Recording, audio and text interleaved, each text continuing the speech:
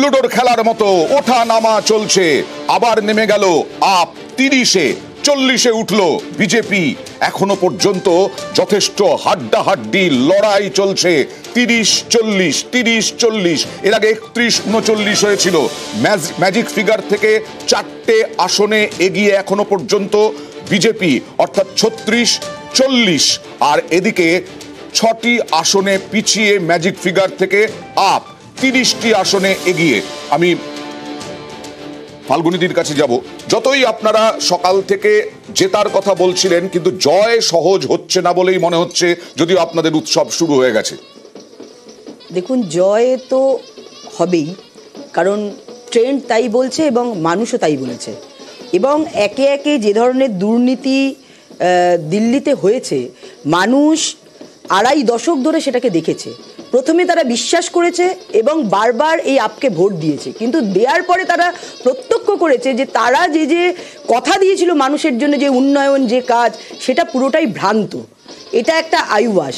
তো স্বভাবতই মানুষ কিন্তু এখন সারা ভারতবর্ষের যে উন্নয়ন চলছে, উন্নয়নযোগ্য চলছে, তার উপর ভরসা রেখেই কিন্তু আপকে ক্ষমতায় আনলো, সরকারে আনলো মানুষ। প্রথমে মানুষ বিশ্বাস করেছে, আমি তো আবার বলছি, দ্বিতীয়বারেও মানুষ বিশ্বাস করার চেষ্টা করেছে বলে তাকে ভোট দিয়েছে। কিন্তু আরেকটা দেখুন, বিজেপির যে ভোট পার্সেন্টেজ ছিল, সেই ভোট পার্সেন্টেজের কিন্তু আস্তে আস্তে সেটা প্রবণতাটা বেড়েছে, কমেনি কোথাও।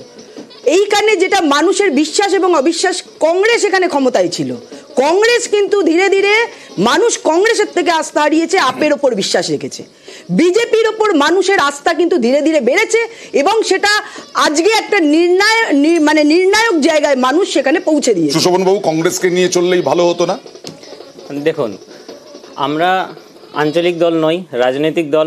দিল্লিতে বরাবর আমরা সরকার গঠন, জাতীয় দল, এবং আমরা বারবার দিল্লিতে 2015 এবং 2020 দুবার এককভাবে সরকার গঠন করেছি, এবং 2025-এও আমরা এককভাবে সরকার গঠন করতে যাচ্ছি। আমাদের এখানে কোনো জোটের দরকার নেই। কেন দরকার নেই উনি বললেন, একটু আগে আমাদের বিজেপির মুখপাত্র ছিলেন, উনি বললেন যে আপের ওপর আস্থা হারিয়েছে। মানুষ কিসের উপর আস্থা হারাবে এবং কেন হারাবে? দেখুন, আমরা বিজলি হাফ পানি মাপ বলেছিলাম, সেটা করেছি, এবং বিজলি আমরা ফ্রি করেছি। তারপর এডুকেশন সিস্টেম, তার উপরে 25% বাজেট আমরা বাড়িয়েছি। সেখানে বিজেপির পার্সেন্টেজ দেখুন 7% বা 6% রয়ে গেছে।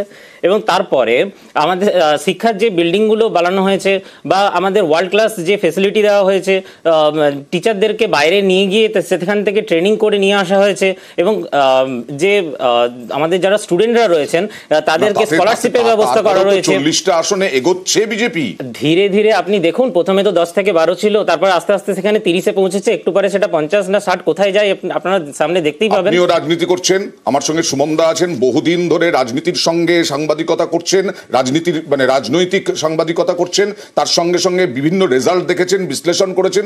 সুমনদা, এই রকম পজিশনে যখন থাকে কোনো রেজাল্ট, কি হয় আগামী সময়?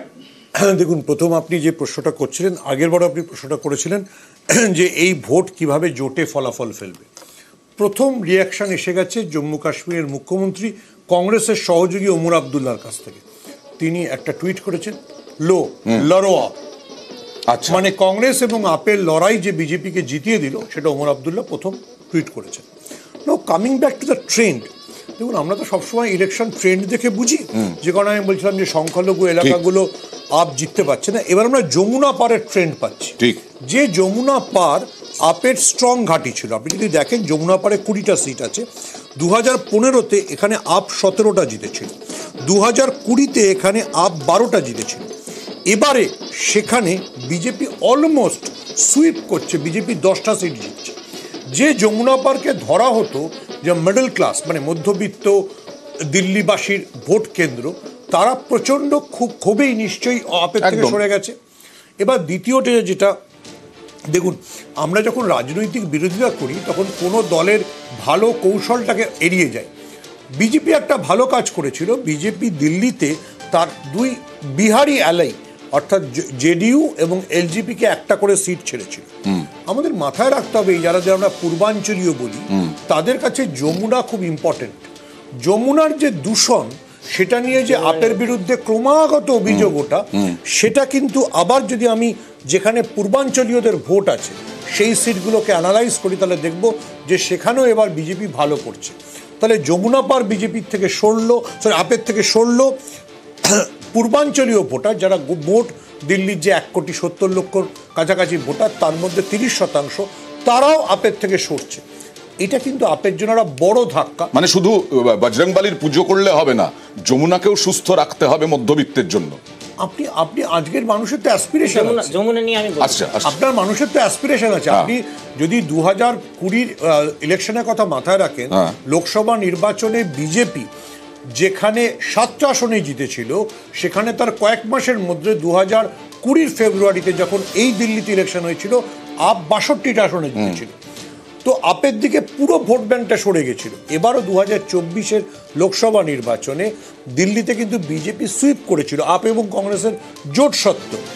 দেখা যাচ্ছে তার কয়েক মাস বাদে যখন বিধানসভা হচ্ছে, তখন বিজেপি নিজের ভোট শতাংশ ধরে রাখছে, আপের বরঞ্চ ভোট শতাংশ কমছে। এই কারণগুলো তো সুমনদা বলেই দিলেন। সুশোভন বাবু কোনো বক্তব্য আছে?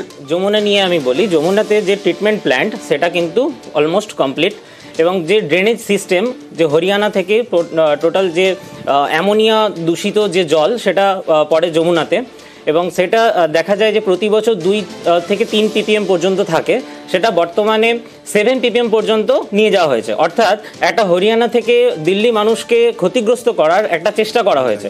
যে এটা কিন্তু জল বোর্ডের রিপোর্ট, এটা আমি বলছি না, জল বোর্ড এই রিপোর্টটা দিচ্ছে।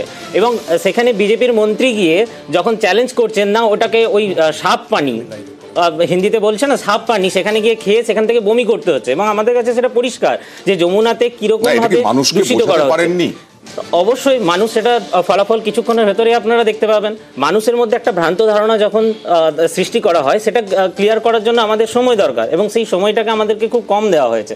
এবং আপনারা কিছুক্ষণের পরেই দেখতে পাবেন যে আমরা দিল্লিতে যে ভোট ব্যাংক আমাদের ছিল সেটাই আমাদের থাকবে।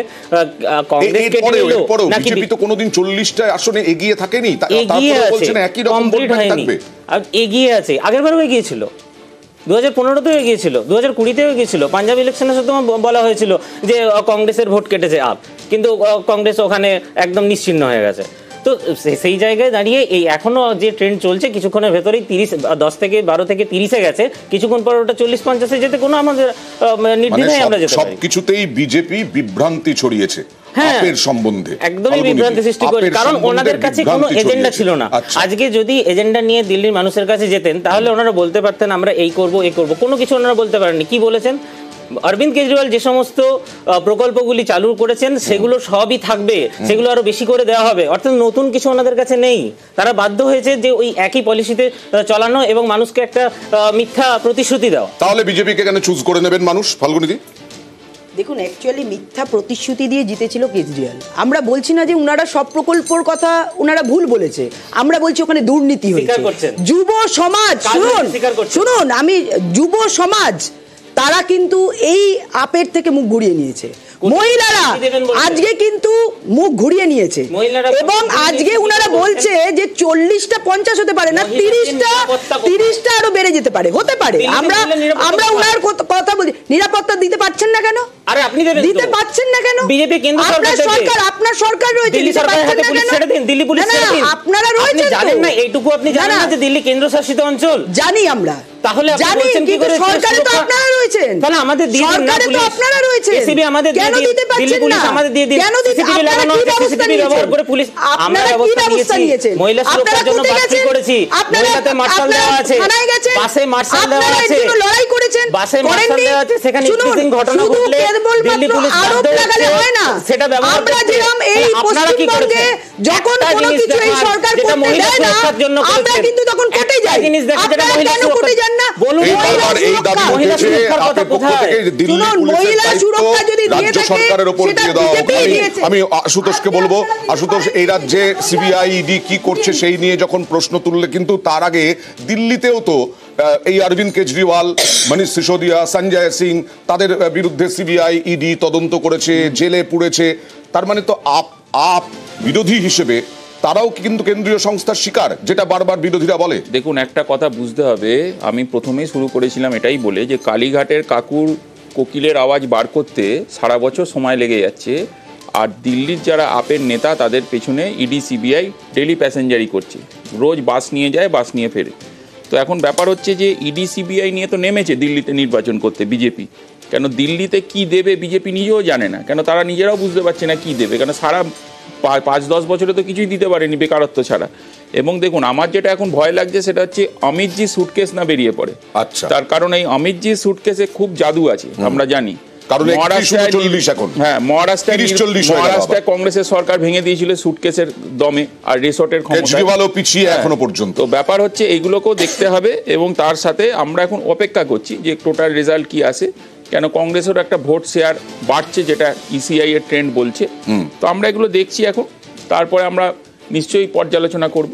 আচ্ছা, দেওয়ার জন্য চেষ্টা তো করছে 5 তারিখের পর থেকে। তোমরা যদি খেয়ে নাও এখান থেকে বলবো, আর যদি এলে খুব মুশকিল, 30-40-এ বা 31-39-এ যদি থাকে তাহলে কি হবে? দেখুন, ইন্ডিয়া জোটে যে কজন চিফ মিনিস্টার আছেন তার মধ্যে ওমর আব্দুল্লাহ তো ইম্পর্টেন্ট প্লেয়ার, কিন্তু প্রথম কথাটা বলে দিলেন নিজেদের মধ্যে লড়াই হলে তোমাদের কি হতে পারে সেটা দেখ।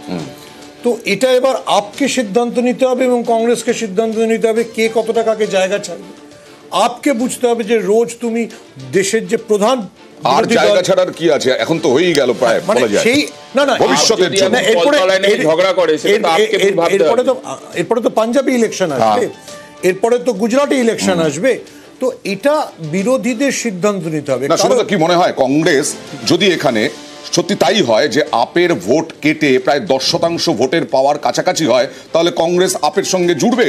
কংগ্রেস একা লড়ার বলবে না? কংগ্রেস সবসময় নিজেদেরকে বলা হয় যে অহং বোধ রয়েছে কংগ্রেসের মধ্যে। এটাই কংগ্রেসকে সিদ্ধান্ত নিতে হবে যে ইমিডিয়েট গোলের জন্য তারা জোটে থাকবে না, তারা লং স্ট্যান্ডিং এ আমরা নিজের দলকে শক্তিশালী করব এই স্ট্যান্ডে এগোবে। এবার এখানে চ্যালেঞ্জ আছে, লং স্ট্যান্ডিং এ যদি তুমি ভাবো তাহলে শর্টে যদি বিরোধীরা মানে বিজেপি জিতে যায় তাহলে তোমার বিপদ।